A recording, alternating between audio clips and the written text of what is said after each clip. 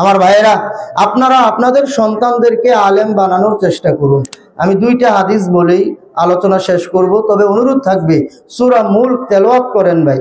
কবরের আযাব থেকে যদি বাঁচতে চান, পর্দার আড়ালের মা বোনেরা, কবরের আযাব থেকে যদি বাঁচতে চান, জাহান্নামের ভয়াবহ শাস্তি থেকে যদি বাঁচতে চান, বেশি বেশি সূরা মুলক তেলাওয়াত করেন। তাবারাকাল্লাযী বিয়াদিহিল মুলক, এই সূরাটি বেশি বেশি তেলাওয়াত করেন, বেশি বেশি আমল করার চেষ্টা করেন। আল্লাহ যেন করার তৌফিক দান করেন, আল্লাহুম্মা আমিন। মিশকাতুল মাসাবিক 2115 নম্বর হাদিস, ওমর ইবনুল খাত্তাব রাদিয়াল্লাহু তাআলা আনহু বলেন, রাসূল সাল্লাল্লাহু আলাইহি ওয়াসাল্লাম বলেছেন, ইন্নাল্লাহা ইয়ারফাউ বিহাযাল কিতাবি আকওয়ামান ওয়া ইয়াদউ বিহি আখারিন। নিশ্চয় আল্লাহ রাব্বুল আলামিন এই কিতাবের মাধ্যমে কোন জাতিকে উন্নতি দান করেন আর অন্যদেরকে করেন অবনত। কোরআন হলো পরশ পাথরের মতো, কথায় আছে পরশ পাথরের ছোঁয়ায় সব কিছু সোনা হয়ে যায়। ঠিক তেমনি ভাবে কোরআন নামক পরশ পাথরের সাথে যদি কোনো ব্যক্তির সুসম্পর্ক থাকে, তাহলে কোরআনের মর্যাদার কারণে ওই ব্যক্তির মর্যাদা বেড়ে যায়। যেমন কোরআনের সাথে সুসম্পর্ক থাকার কারণে মহান আল্লাহ সুবহানাহু ওয়া তাআলা আবু বকর রাদিয়াল্লাহু তাআলা আনহু, ওমর রাদিয়াল্লাহু তাআলা আনহু, ওসমান রাদিয়াল্লাহু তাআলা আনহু এবং আলী রাদিয়াল্লাহু তাআলা আনহু সহ অসংখ্য সাহাবীদের মর্যাদা দুনিয়া এবং আখিরাতে বাড়িয়ে দিয়েছেন। আবার কোরআনের সাথে সুসম্পর্ক না থাকার কারণে, কোরআনের বিরোধিতা করার কারণে আল্লাহ তাবারক ওয়া তাআলা আবু জাহেল, আবু লাহাব, উতবা এবং সাইবাদের মতো ব্যক্তিদেরকে দুনিয়াতে লাঞ্ছিত করেছেন, অপমানিত করেছেন। আর কিয়ামতের দিন তিনি তাদেরকে চিরস্থায়ী জাহান্নামে নিক্ষেপ করবেন। আবার এই কোরআনের সাথে সুসম্পর্ক থাকার কারণে মহান আল্লাহ সুবহানাহু ওয়া তাআলা ডক্টর জাকির নায়েকের মর্যাদা বাড়িয়ে দিয়েছেন। শাহেদ আব্দুর রাজ্জাক বিন ইউসুফ সাহেবের মর্যাদা বাড়িয়ে দিয়েছেন। ডক্টর মিজানুর রহমান আজহারির মর্যাদা বাড়িয়ে দিয়েছেন। কথা বলেন ঠিক কিনা?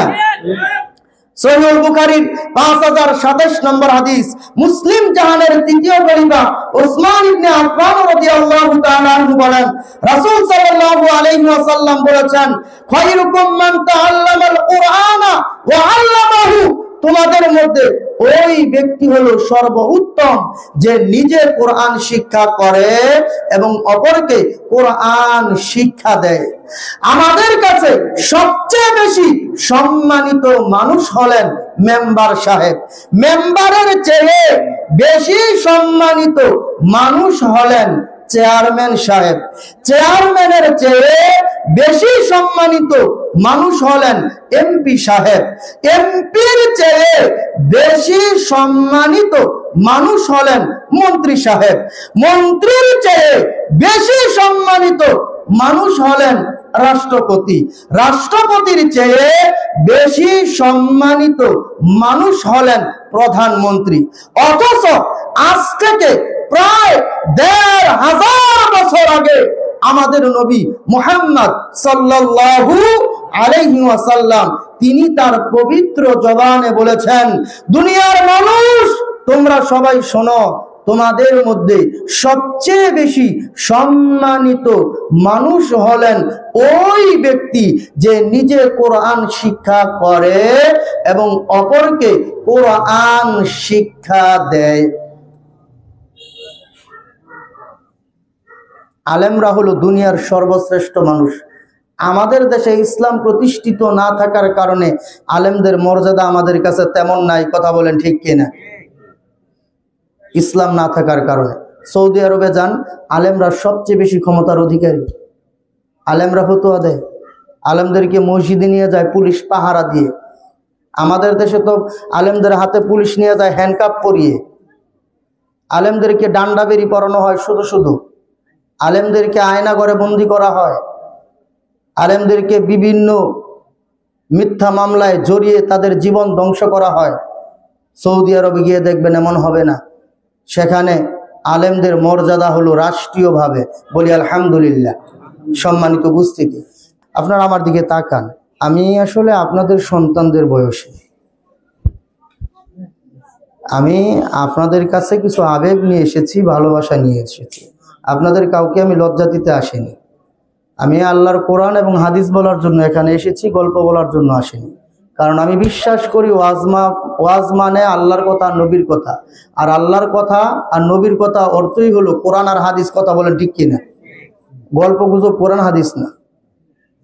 গল্প গুজব যেহেতু কোরআন হাদিস না, গল্প গুজব কখনো ওয়াজ মাহফিল হতে পারে না। কথা বলেন ঠিক কিনা?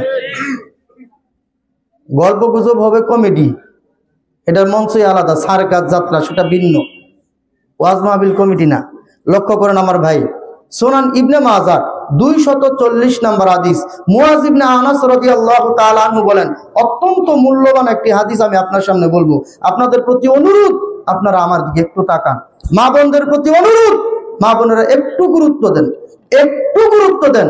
মুয়াজ ইবনে আনাস রাদিয়াল্লাহু তাআলা আনহু বলেন, রাসূল সাল্লাল্লাহু আলাইহি ওয়াসাল্লাম বলেছেন, মান আল্লামা ইলমান ফালাহু আজরু মান আমিলা বিহি লা ইয়ানকুসু মিন আজরিল আমিল। যে ব্যক্তি মানুষকে কল্যাণকর ইলম শিক্ষা দেয়, তার জন্য ওই ব্যক্তির সমপরিমাণ নেকি রয়েছে যে ইলম অনুযায়ী আমল করে। বলি সুবহানাল্লাহ। আল্লাহর নবী বলেন, যে ব্যক্তি মানুষকে কল্যাণকর ইলম শিক্ষা দেয়, তার জন্য ওই ব্যক্তির সমপরিমাণ নেকি রয়েছে যে ইলম অনুযায়ী আমল করে। এই হাদিস আমি বলে শেষ করবো, এটাই শেষ।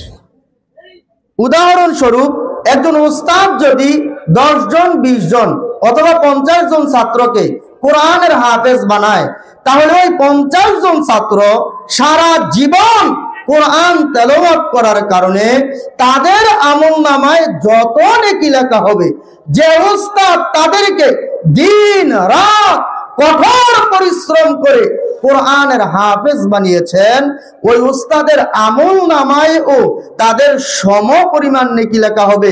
এতে ছাত্রদের নেকি বিন্দু পরিমাণ ও কমবে না। সুবহানাল্লাহ। এজন্য আপনাদের প্রতি আমার অনুরোধ, আমি আপনাদেরকে অনুরোধ করে বলবো, আপনারা আপনাদের সন্তানদেরকে ওযু করা শিখান, সানা, তাশাহুদ, দুরুদ, দোয়া মাসুরা এবং দোয়া কুনুত শিখান। সূরা ফাতিহা, সূরা ইখলাস, সূরা ফালাক, সূরা নাস এবং সূরা কাউসার শিখান।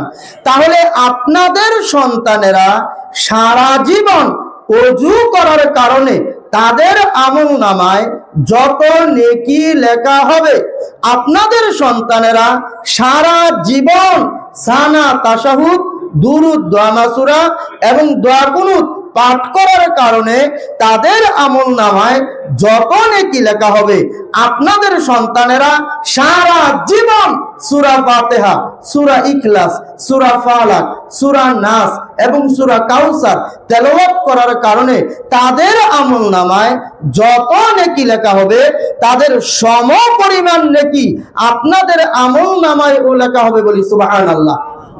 এতে আপনাদের সন্তানদের নেকি বিন্দু পরিমাণ ও কমবে না। আপনাদের প্রতি অনুরোধ, আপনারা আলেম হওয়ার চেষ্টা করুন।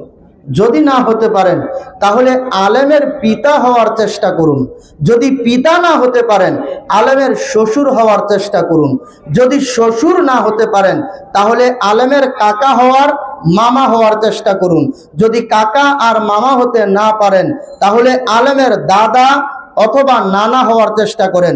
যদি দাদা আর নানা হতে না পারেন, তাহলে অন্তত পক্ষে হকপন্থী আলেমদের সাথে সুসম্পর্ক বজায় রাখার চেষ্টা করেন। কারণ হলো, এই পৃথিবীতে যাদের সাথে আপনার সুসম্পর্ক থাকবে, কিয়ামতের দিন তাদের সাথেই আপনার হাসর হবে। আর নবীজি বলছেন, ইন্নাল উলামা ওয়ারাসাতুল আম্বিয়া। আলেমরা হলেন সঠিক আলেমরা। যে সমস্ত আলেমরা শুধুমাত্র মহান আল্লাহ রাব্বুল আলামিনের দিকে ডাকে, কোরআন এবং সহিহ হাদিসের দিকে ডাকে, ওই সমস্ত আলেমরা হলো নবী রাসূলদের ওয়ারিস। ওই সমস্ত আলেমরা যেহেতু নবী রাসূলদের ওয়ারিস, তাহলে তারা কি ইনশাআল্লাহ জান্নাতে যাবে নাকি যাবে না? অবশ্যই যাবে ইনশাআল্লাহ আল্লাহর দয়ায়। আর আপনারাও যদি ওই সমস্ত আলেমদের সাথে সুসম্পর্ক রেখে তাদের কথা শুনে কোরআন হাদিস দিয়ে আপনাদের জীবন পরিচালনা করেন, তাহলে আশা করা যায় আপনারাও আমরাও সবাই জান্নাতে যেতে পারবো। আল্লাহ সুবহানাহু ওয়া তাআলা আমাদের সবাইকে কোরআন বিশুদ্ধভাবে তেলাওয়াত করার, কোরআন আমাদের ঘরে প্রত্যেকদিন নিয়মিত তেলাওয়াত করার, বিভিন্ন সূরার ফজিলত জেনে ওই সূরাগুলো আমল করার তৌফিক দান করুন, আল্লাহুম্মা আমিন। আজকের এই মাহফিল আল্লাহ কবুল করুন, আল্লাহুম্মা আমিন। রাজা ভাই আমাকে দাওয়াত দিয়ে এখানে সম্মানিত করেছেন, মহান আল্লাহ ভাইকে ইহকাল পরকাল উভয়কালে সম্মানিত করুন, আল্লাহুম্মা আমিন। এই মাদ্রাসা কবুল করুন, আল্লাহুম্মা আমিন। আল্লাহ আমাদের সবাইকে ক্ষমা করে দিন, আল্লাহুম্মা আমিন। সুবহানাকা আল্লাহুম্মা ওয়া বিহামদিকা আশহাদু আল্লা ইলাহা ইল্লা আনতা আস্তাগফিরুকা ওয়া আতুবু ইলাইক। আসসালামু আলাইকুম ওয়া রাহমাতুল্লাহ।